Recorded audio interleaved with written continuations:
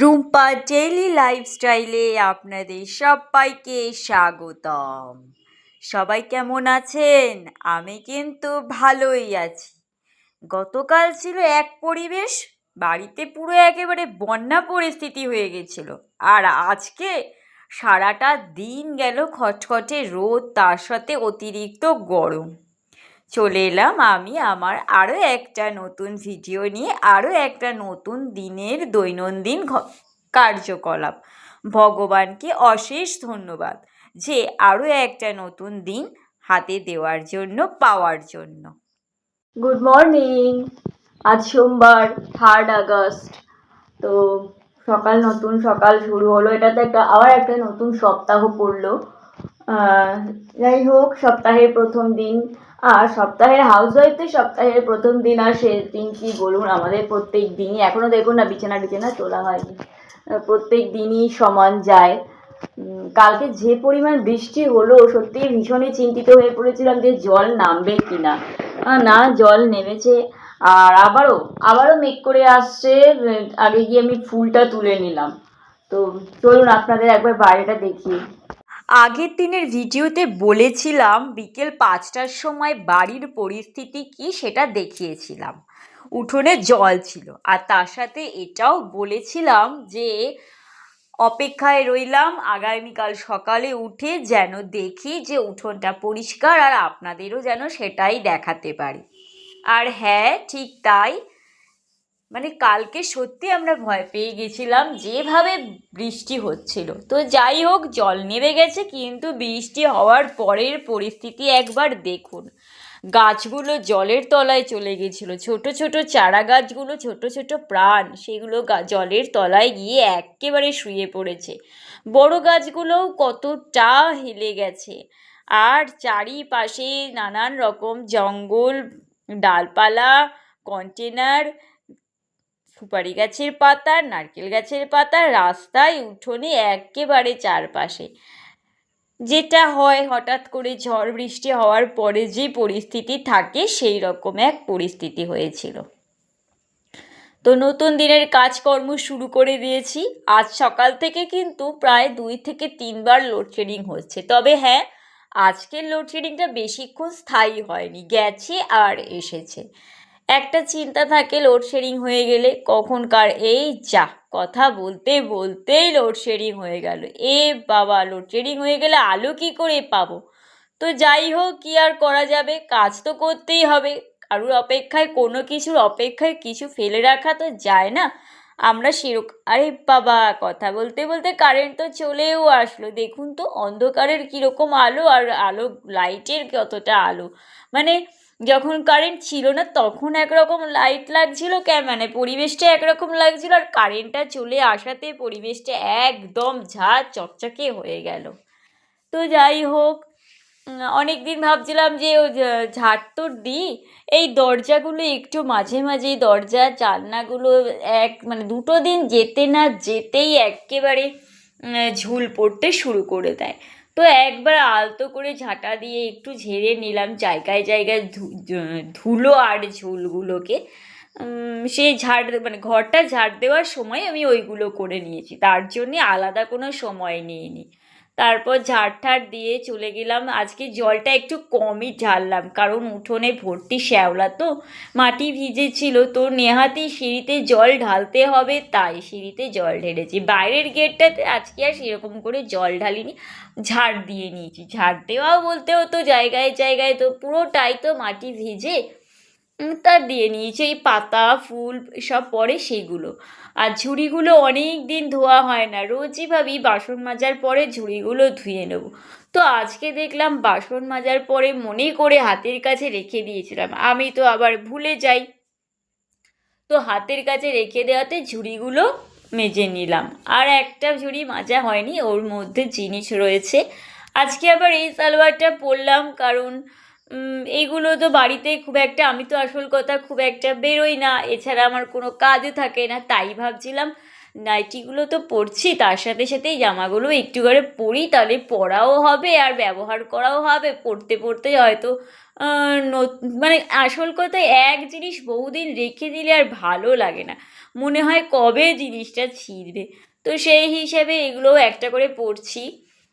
আর শীতকালের জন্যেও রেখে দিয়েছি, শীতকালে তো ফুল হাতাগুলো কাজে লাগবে, শীতকালের জন্যেও রেখে দিয়েছি।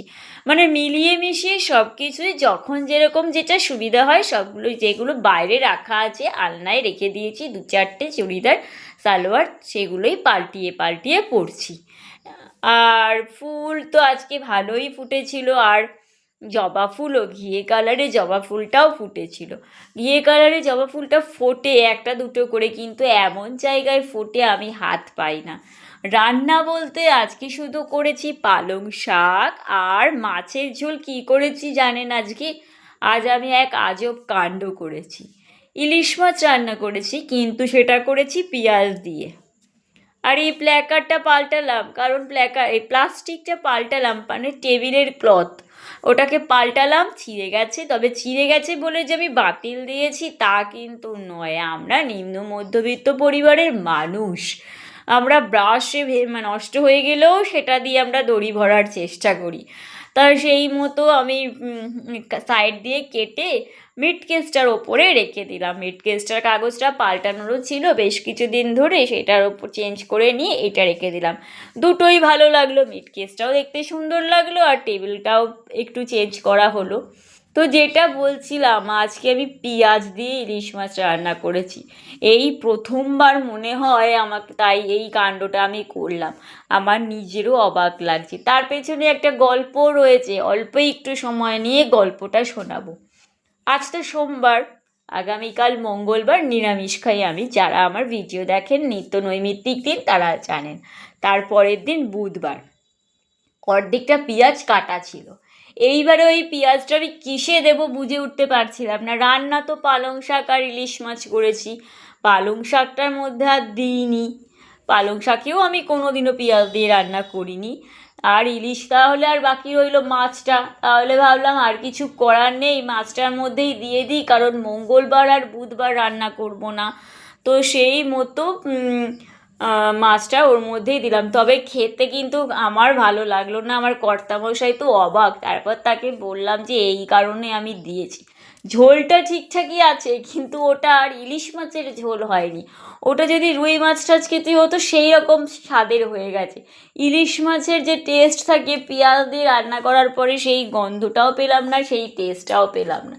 তো যাই হোক, ব্যাপারটা এমন দাঁড়িয়ে গেল যে খেতে হবে, খেয়ে নিলাম।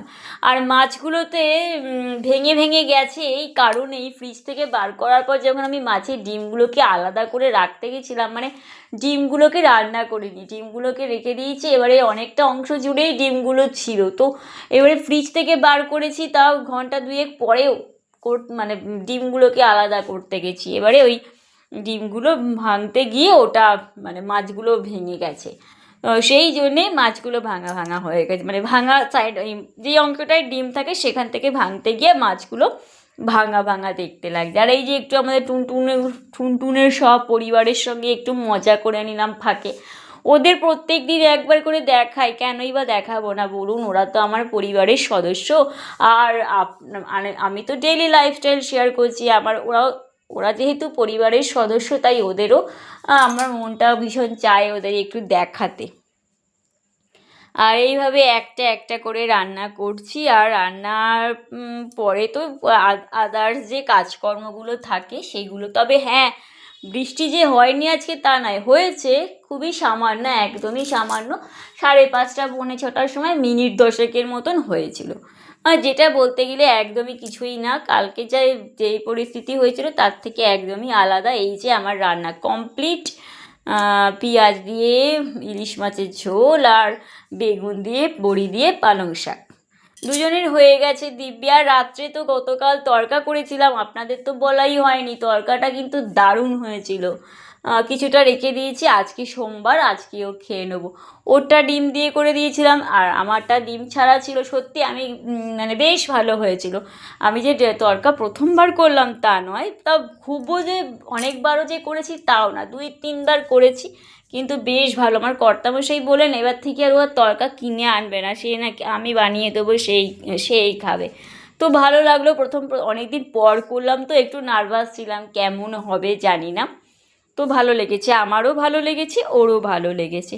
এতক্ষণ পর্যন্ত যারা আমার ভিডিওটা দেখলেন তাদের সত্যি অন্তর থেকে অনেক ভালোবাসা যে আমার ভিডিওটা আপনারা দেখছেন। এইভাবে সাথে থাকার জন্য, পাশে থাকার জন্যে অনেক অনেক অনেক অনেকটাই ধন্যবাদ রইল।